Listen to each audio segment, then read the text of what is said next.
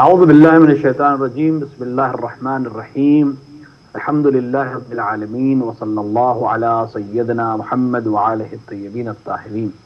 ناظرین کرام، آپ کا استقبال ہے آپ کے اپنے پروگرام احکام رمضان میں، جس میں ہم مسلسل احکامات ماہ مبارک رمضان اور روزے کے سلسلے سے جو دستورات اسلامی ہیں اس کو آپ کے سامنے پیش کرنے کی سعادت حاصل کر رہے ہیں۔ ماہ مبارک رمضان میں انسان کے لیے ضروری ہے کہ وہ روزے کے احکامات کو جانے، سمجھے اور اس کے اوپر عمل کرے تاکہ روزہ صحیح طریقے سے ادا کیا جا سکے، اور ایسا نہ ہو کہ مسئلے کو نہ جاننے کی وجہ سے بعد میں ہم مسئلے کو غلط طریقے سے انجام دیں یا روزے کو ہم غلط طریقے سے انجام دیں اور باطل ہو جائے ہمارا روزہ، اور ہم بہرحال ایک محنت کے باوجود وہ عبادت انجام نہ دے سکیں جو خدا کی طرف سے مطلوب ہے، کیونکہ عبادت کہتے ہی اس چیز کو ہیں جو خدا کے حکم پر بجا لائی جائے، جس کے اندر ہماری اپنی کوئی مرضی نہیں ہے سوائے اس کے کہ ہم خداوند عالم کے قرب کو حاصل کرنے کے لیے اس کام کو انجام دے رہے ہیں۔ ہماری بحث قضا اور کفارے کے سلسلے میں چل رہی تھی، اور اس میں ہم نے بعض موارد کو آپ کے سامنے پیش کیا جہاں پر قضا اور کفارے دونوں واجب ہیں، اور کچھ مسائل کو آپ کے سامنے پیش کیا کہ جہاں صرف قضا ہے اور کفارہ نہیں ہے، اور بھی بہت سے مسائل ہیں اس سلسلے کے کہ جہاں قضا و کفارہ دونوں ہیں اور ان کی جو فرعی بحثیں ہیں وہ ہم آپ کے سامنے پیش کرتے ہیں۔ اگر انسان ماہ مبارک رمضان میں جان بوجھ کر اپنے روزے کو باطل کر دے اور بعد میں کوئی ایسا عذر اس کے ساتھ پیش آ جائے، بیماری آ جائے یا خواتین کے لیے حیض یا نفاس کا کوئی مسئلہ آ جائے، تو پھر اس کے اوپر قضا تو ہے لیکن کفارہ نہیں ہے۔ اگر یہ شخص بیمار نہیں پڑتا یا اس کے اندر کوئی عذر نہیں آتا تو اس کا قضا بھی ہوتی اور کفارہ بھی ہوتا، لیکن روزہ توڑنے کے بعد اس کے ساتھ کوئی ایسا عذر پیش آ جائے جیسے بیمار ہو جائے یا خواتین کے لیے حیض و نفاس کا مسئلہ آ جائے تو پھر اس کے اوپر کفارہ واجب نہیں ہے، اگرچہ اس نے جان بوجھ کے روزہ توڑا تھا۔ اگر کوئی انسان یقین کرے کہ آج ماہ رمضان کی پہلی ہے اور روزے کو جان بوجھ کے اپنا روزہ بھی باطل کر لے، یہ جانتا تھا کہ آج ماہ رمضان کی پہلی ہے، یعنی اس کو لگ رہا تھا کہ آج ماہ رمضان کی پہلی ہے، اسے یقین تھا آج ماہ رمضان کی پہلی ہے، آج مجھے روزہ رکھنا چاہیے، اور باوجود اس کے وہ روزے کو باطل کرنے والا عمل انجام دے اور بعد میں معلوم ہو کہ یہ شعبان کی آخری تاریخ تھی، تو اس کے اوپر کفارہ واجب نہیں ہے، کیونکہ بہرحال ماہ رمضان نہیں تھا۔ یعنی اگر ایک انسان روزہ رکھتا ہے یہ سوچ کے کہ آج پہلی رمضان ہے، پھر روزے کو باطل کر دیتا ہے اور بعد میں معلوم ہوتا ہے کہ پہلی رمضان نہیں تھی، 30 شعبان تھی، ماہ مبارک رمضان شروع ہی نہیں ہوا تھا، تو اس کے اوپر کفارہ نہیں۔ اگر روزے دار ماہ رمضان میں یہ سوچ کر شک کرے کہ یہ آج رمضان کی پہلی تاریخ ہے، رمضان کی آخری تاریخ ہے یا شوال کی پہلی تاریخ ہے، یعنی اس کو شک ہو کہ آج پہلی شوال ہے یعنی عید کا دن ہے یا رمضان ہے، ابھی چل رہا ہے رمضان، اس کی 30 تاریخ ہے مثلا، اور اس کے بعد جان بوجھ کر اپنے روزے کو باطل کر دے اور بعد میں معلوم ہو کہ شوال کی پہلی تاریخ تھی، عید کا دن تھا وہ، تو اس کے اوپر کفارہ واجب نہیں ہے۔ دونوں مسئلے ایسے ہیں جہاں مہینے کا فرق ہے، یعنی 30 شعبان اور پہلی رمضان میں شک تھا، لیکن شک نہیں، اسے یقین تھا کہ آج پہلی رمضان ہے، پہلی رمضان کا یقین تھا اور اس نے روزے کو توڑا، بعد میں معلوم ہوا کہ 30 شعبان تھی، اس پہ کفارہ نہیں ہے۔ اسی طرح شک ہے کہ آج عید کا دن ہے یا رمضان ابھی جاری ہے اور روزہ رکھنا ہے اور روزے کو باطل کر دے، بعد میں معلوم ہوگا نہیں آج عید کا دن تھا، تو اس کے اوپر کفارہ نہیں ہے۔ اگر کوئی شخص ماہ مبارک رمضان میں اپنی زوجہ کے ساتھ جو روزے دار ہے مباشرت کرے، جمع کرے، اگر بیوی اس کو مجبور کیا تو یعنی بیوی راضی نہیں تھی، اس نے مجبور کیا روزے دار زوجہ کو، تو اسے اپنا اور بیوی دونوں کا کفارہ دینا واجب ہے، کیونکہ اس کی رضایت شامل نہیں تھی۔ اور اگر بیوی مباشرت کے لیے تیار ہو جائے، راضی رہی ہو پہلے سے، تو ہر ایک کو اپنا اپنا کفارہ دینا ہوگا۔ اگر کوئی شخص علیاذ باللہ ماہ مبارک رمضان میں روزے کی حالت میں اپنی زوجہ کے ساتھ جمع کرتا ہے، مباشرت کرتا ہے بغیر بیوی کی رضایت کے، اس کو مجبور کر کے، تو اس کو دونوں کا کفارہ، دو کفارے دینے ہوں گے، ایک اپنا کفارہ ہے، اپنی زوجہ کا کفارہ۔ لیکن اگر بیوی بھی راضی تھی، زوجہ بھی راضی تھی اس عمل کے اوپر، تو دونوں کو اپنا اپنا کفارہ خود دینا پڑے گا۔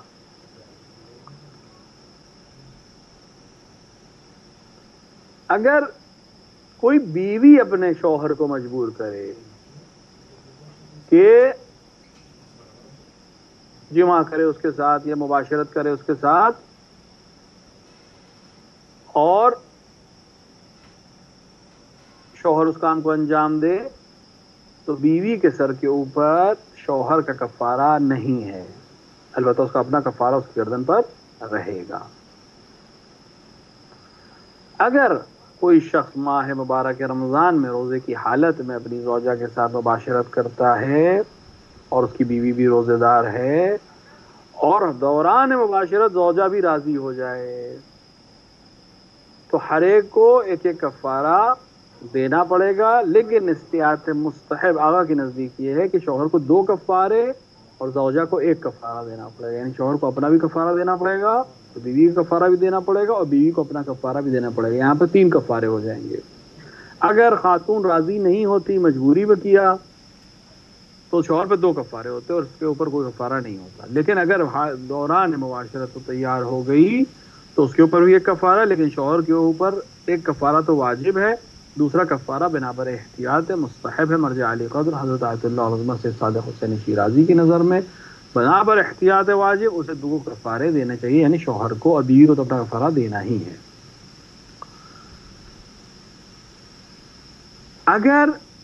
کوئی روزے دار ماہ مبارک رمضان میں اپنی بیوی سے جو سوئی ہوئی ہے مباشرت کرے،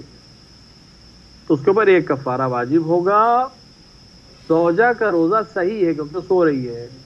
زوجہ کا روزہ صحیح ہے اور اس کے اوپر کفارہ بھی واجب نہیں ہے۔ اگر سوتے کے دوران سونے کی حالت میں اس کے ساتھ معاشرت کرے، جمع کرے، تو شوہر کے اوپر کفارہ ہے، لیکن بیوی کے اوپر نہ کفارہ ہے اور نہ ہی اس کا روزہ باطل ہوا ہے، اس کا روزہ صحیح ہے۔ اگر کوئی شخص اپنی زوجہ کو مباشرت اور جمع کے علاوہ کسی دوسرے کام کرنے کا حکم دے جس کی وجہ سے روزہ باطل ہو جاتا ہے، تو زوجہ کا کفارہ اس کی گردن پر واجب نہیں ہے، اور خود زوجہ کے اوپر بھی کوئی کفارہ نہیں ہے۔ یعنی مجبور کرے کہ تم یہ کام کرو، مثلا کھانا کھا لو، مثلا پانی پی لو، مثلا جھوٹ بولو، کوئی بھی ایسا عمل جو روزے کو باطل کرتا ہے، شوہر مجبور کرے زوجہ کو اور وہ کرے اس کام کو، تو شوہر کے اوپر کوئی کفارہ نہیں ہے اور زوجہ کے اوپر بھی کوئی کفارہ نہیں ہے، یہاں پر صرف قضا ہوگی۔ البتہ شوہر کا روزہ صحیح ہے لیکن اس نے عمل کیا جس کی وجہ سے خاتون کا روزہ باطل ہوا، تو اس کے اوپر کفارہ نہیں ہے۔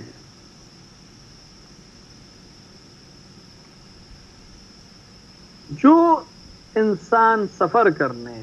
یا بیماری کی وجہ سے روزہ نہیں رکھ سکتا، ایک انسان ہے جو سفر کر رہا ہے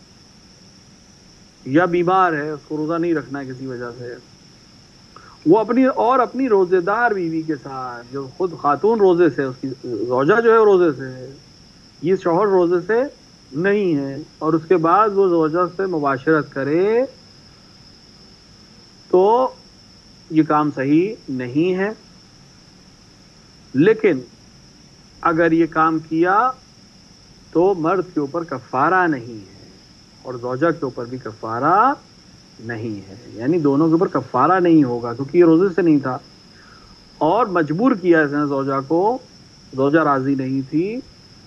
اس نے مجبور کیا، تو زوجہ کے اوپر بھی کفارہ نہیں ہے، لیکن اپنے آپ میں یہ کام حرام ہے، اس کو یہ انجام نہیں دینا چاہیے۔ اگر کوئی انسان کسی کے اوپر ماہ مبارک رمضان کا کفارہ واجب ہو جاتا ہے تو اس کو فوراً ادا کرنا واجب نہیں ہے،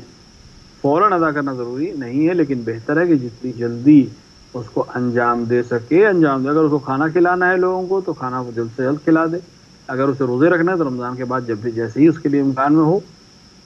وہ روزے رکھنا شروع کر دے. لیکن یہ فوراً کرنا ضروری نہیں ہے، جب بھی اس کے اندر امکان میں ہو وہ اس کفارے کو انجام دے دے. اگر کئی سال گزر جائیں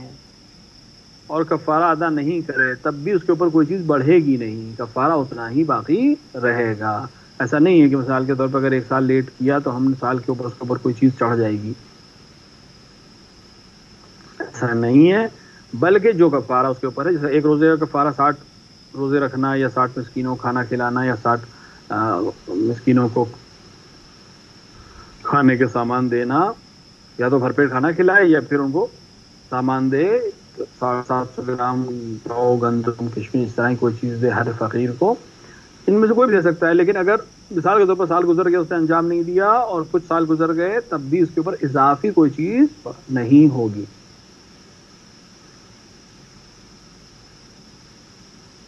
اگر کوئی شخص ایک روزے کا کفارہ 60 محتاجوں کو کھانا کھلانا ہو، اگر 60 محتاج ملیں تو اگر 60 محتاج کو مل رہے ہیں تو ہر ایک کو ان میں سے ایک مد یعنی 750 گرام سے زیادہ نہ دے. یعنی کہ 60 مسکین موجود ہو تو کسی کو 750 گرام سے زیادہ نہ دے. یا ایک محتاج کو ایک مرتبہ زیادہ سیر نہیں کر دے، ایسا کوئی ضرورت نہیں ہے. لیکن اگر محتاج کے اہل و عیال میں سے ہر ایک کے لیے اگر جو کم سنی کیوں نہ ایک اس محتاج کو دے سکتا ہے. مثال کے طور پر ایک شخص ہے محتاج ہے، ہم اس کو کفارہ دینا چاہ رہے ہیں تو ہم ایک شخص کو 750 گرام سے زیادہ نہیں دے سکتے، دوسرے کو دیں، تیسرے کو دیں، تاکہ 60 پورے ہو جائیں. لیکن اگر اس شخص کے پاس کئی اور لوگ ہیں، عیال ہے، اس گھر میں اس کی زوجہ ہے، اس کے چھوٹے بچے ہیں اور سب محتاج ہیں، تو ہم اس شخص کو زیادہ دے سکتے ہیں. جیسے یہ اپنے گھر والوں کے لیے لے کے جائے، گھر والوں کو دے رہا ہے تب ہم دے سکتے ہیں. تو ایک شخص کو زیادہ نہیں دینا چاہیے، مگر یہ کہ اس کے اہل و عیال ہوں اور ان اہل و عیال کی نیت سے آپ اس کو دے رہے ہوں تب کوئی حرج نہیں ہے. اگر کوئی شخص ماہ مبارک کے رمضان کے روزے کی قضا رکھے اور ظہر کے بعد جان کر ایسا کام کرے جو روزے کو باطل کر دیتا ہے، روزہ رکھنا ہے اور روزہ رکھنا شروع کر دیا، ماہ مبارک کے رمضان کے روزے کی قضا رکھ رہا ہے، ظہر ہو چکی ہے، اب ظہر کے بعد جان بوجھ کے اپنے روزے کو باطل کر دے تو اسے چاہیے کہ 10 محتاجوں کو ہر ایک کو ایک ایک مطعم، اگر نہیں دے سکتا تو احتیاط واجب کی بنا پر 3 روزے رکھے گا. یعنی اگر اس نے ماہ مبارک کے رمضان کی قضا کو ظہر کے بعد توڑا، جان بوجھ کر توڑا، ایسا کوئی کام انجام دیا جس سے روزہ باطل ہو جاتا ہے، تو پھر ایسے شخص کے لیے ضروری ہے کہ یا تو 10 محتاجوں کو کھانا کھلائے، یعنی ایک ایک مطعم دے ہر ایک کو، یا 3 روزے رکھے تاکہ اس کا یہ جو اس نے ماہ مبارک کی قضا کو بعد ظہر توڑا ہے اس کا کفارہ ہو جائے.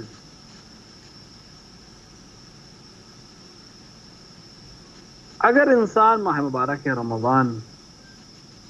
میں کوتاہی کرتا ہے اور اس کے اوپر کفارے واجب ہو جاتے ہیں تو اس کو کوشش کرنی چاہیے کہ جلد سے جلد اپنے شہر میں اور جہاں بھی ممکن ہو اس کفارے کو ادا کر دے. گرچہ اس کے اوپر واجب نہیں ہے لیکن پھر بھی احتیاط یہی ہے کہ جتنی جلدی ہو سکے اس کفارے کو ادا کر دے تاکہ اس کے معاملات صحیح ہو سکیں اور ساتھ ہی ساتھ انسان توبہ کرے کہ اس طرح کا کوئی عمل انجام نہ دے جس کی وجہ سے بارگاہ معبود میں. دیکھیں ایک دفعہ انسان کے پاس ایک پیپر ہے جو بالکل صاف ہے، اگر وہ ایک دم صاف رہتا ہے تو اس کی ایک ویلیو ہوتی ہے. لیکن اگر اس کے اوپر کچھ لکھ دیا جائے پھر بعد میں آپ ربر سے یا اریزر سے اس کو مٹا دیں تو اس کی سفیدی واپس آ جائے گی، اس کے اوپر جو تحریر ہے وہ ختم ہو جائے گی، سفید ہو جائے گا پھر سے وہ. لیکن کیا یہ سفیدی اور وہ سفیدی جو بالکل کورے کاغذ پہ ہوتی ہے ایک ہوگی؟ نہیں، بالآخر اس کے اوپر کچھ نقش و نقوش باقی رہ جائیں گے. گناہ کا معاملہ بھی ایسا، اگر ہم نے گناہ نہیں کیا تو ہمارا نام اعمال ایک دم صاف رہے گا، لیکن اگر ہم نے گناہ کیا ولو توبہ کر لی، توبہ کرنے کے نتیجے میں یہ مٹا تو دیا جائے گا لیکن اس کا فرق اسی کاغذ کی طرح ہوگا کہ جس کو لکھنے کے بعد مٹایا جائے اور ایک کاغذ جو بالکل صاف ستھرا نیا کاغذ ہے. کوشش کریں کہ ہم ایسا کوئی کام انجام نہ دیں. امیر المومنین علیہ السلام فرماتے ہیں کہ معافی مانگنے سے بہتر ہے کہ انسان غلطی نہ کرے، کیونکہ اس میں بہرحال انسان کو ذلت و خاریت اٹھانی پڑتی ہے. بالآخر معافی مانگنی ہے، چاہے جس سے معافی مانگنی ہو. تو کوئی کام ایسا کیوں انجام دے انسان جس کے نتیجے میں اس کو بعد میں معافی مانگنی پڑے. لہذا ایسا کوئی کام ہم انجام ہی نہ دیں. اور اس کے لیے بہترین طریقہ یہ ہے کہ ہم ائمہ کی سیرت کو پڑھیں، ائمہ کے طریقہ کار کو پڑھیں، ان سے تمسک کریں، ان سے توکل کریں. وہی ہماری ہدایت کریں گے اور وہی ہمیں اس طرح زندگی گزارنے کی توفیق عطا فرمائیں گے کہ ہم گناہ سے اپنے آپ کو بچا لے جائیں. ائمہ کی پوری تاریخ، رسول کی پوری تاریخ ضروری ہے کہ انسان پڑھے، سمجھے اور اس کو دنیا تک پہنچائے تاکہ خود بھی عمل کر سکے، دوسرے بھی عمل کر سکے. امیر المومنین علیہ السلام کی شہادت کے بعد امام حسن نے فوراً ایک خطبہ دیا تھا جس میں وہ آپ نے ارشاد فرمایا، امام معصوم نے خطبہ دیا اور اس میں آپ نے ارشاد فرمایا کہ امیر المومنین کی شہادت کے نتیجے میں شرق اور غرب پریشانی میں مبتلا ہیں، غم میں آ گئے. شہادت امیر المومنین کی وجہ سے. اور امیر المومنین نے نہ سونے کی کوئی چیز چھوڑی نہ چاندی کی کوئی چیز چھوڑی اپنی وراثت میں،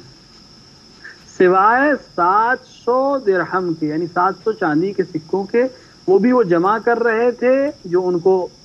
عطایا ملتا تھا، یعنی بیت المال جب تقسیم ہوتا تھا تو جتنا سب کو ملتا تھا اتنا ہی امیر المومنین کو بھی ملتا تھا. اس میں سے تھوڑا تھوڑا پیسہ وہ بچا رہے تھے جو 700 دینار ہو گیا، 700 درہم یعنی 700 چاندی کے سکے ہو گئے تھے، جس سے وہ ایک خادم خریدنا چاہتے تھے گھر کی خدمت کے لیے. مملکت اسلامیہ کا رئیس ترین شخص یعنی جو حکومت کر رہا ہے، اس کے پاس غلام خریدنے یا عیال کے کام کرنے والے خریدنے کے لیے پیسے نہیں تھے. یہ ہے حکومت، یہ ہے تقسیم، یہ ہے مساوات جو امیر المومنین چاہتے تھے دنیا. اسی لیے دنیا اب ان کے بعد غموں میں مبتلا ہے، ادھر سے لے کر ادھر کا. یہ امیر المومنین کی شخصیت ہے. یہ تمام ائمہ میں ملے گا آپ کو. عطایا سے جو ملتا تھا اس کو بچا بچا کر وہ خادم خریدنے کے لیے پیسے جمع کر رہے تھے، وہ چھوڑے ہیں 700 درہم. باقی نہ سونا نہ چاندی. در حالانکہ ہم دیگر خلفاء کی تاریخ پڑھیں تو سونے ٹنوں سونا چھوڑا ہے اپنی وراثت میں، جس کو کلاڑی سے کاٹ کر وارثوں نے بانٹا ہے. یہ کہاں وہ کہاں. تاریخ آئے مقایسہ کرے، وہ لوگ آئیں دیکھیں، دونوں کی تاریخ کو پڑھیں، تب سمجھ میں آئے گا کہ واقعاً حقیقی وارث رسول کون ہے، حقیقی خلیفہ رسول کون ہے، کون ہے جو اسلام کے اوپر اس طرح عمل کر رہا ہے جس طرح رسول نے کہا ہے عمل کرنے کو، کون ہے جو رسول کی سیرت پر عمل کر رہا ہے، کون ہے جو رسول کی سیرت کو دنیا میں احیا کر رہا ہے. اس کے لیے ضروری ہے کہ ہم مطالعہ کریں تاکہ پہلے خود جان سکیں اور اس کے بعد ہم دوسروں کو بتا سکیں. اور یہ ایک ذمہ داری ہے ہماری کہ ہم دوسروں تک اس سیرت کو اور کردار کو پہنچائیں، کیونکہ اگر ہم نہیں پہنچائیں گے تو جو دوسروں نے کردار پہنچایا ہے، اسلام کا نقاب اوڑھ کر دوسروں کی تاریخ کو لکھا ہے، لوگ اس کو اسلام سمجھیں گے. اور اسلام کو جو پریشانیاں ہو رہی ہیں وہ اسی اسلام کی وجہ سے ہو رہی ہیں، جو رسول کا اسلام نہیں ہے، جو امیر المومنین کا اسلام نہیں ہے، جو معاویہ جیسے لوگوں کا اسلام ہے، جو بنی عباس اور بنی امیہ کا اسلام ہے، جس کا اسلام سے کوئی تعلق نہیں ہے. ضروری ہے کہ رسول کا اسلام دنیا کو بتایا جائے، ائمہ علیہ السلام کا اسلام دنیا تک بتایا جائے. اور اس کے لیے ضروری ہے کہ ہم پہلے خود مطالعہ کریں، خود سمجھیں، خود جانیں، پھر ہم دنیا کو بتائیں کہ اسلام میں واقعی کیا ہے. اور یہ عمل اتنا ضروری ہے کہ بعض علماء کے نزدیک یہ مستحب سے بڑھ کر واجب کفائی، اور واجب کفائی سے بھی حد سے بڑھ کر کبھی کبھی واجب عینی کی حد میں آ جاتا ہے. اگر علاقے کے لوگوں کو نہیں معلوم ہو اور آپ بتا سکتے ہیں تو یہ واجب عینی ہے. لہذا بتائیں، اس چیز کو دنیا تک پہنچائیں. امید کرتے ہیں خدا یہ توفیق ہمیں عطا فرمائے. وصلی اللہ علی سیدنا محمد وآلہ الطیبین الطاہرین. السلام علیکم ورحمۃ اللہ وبرکاتہ.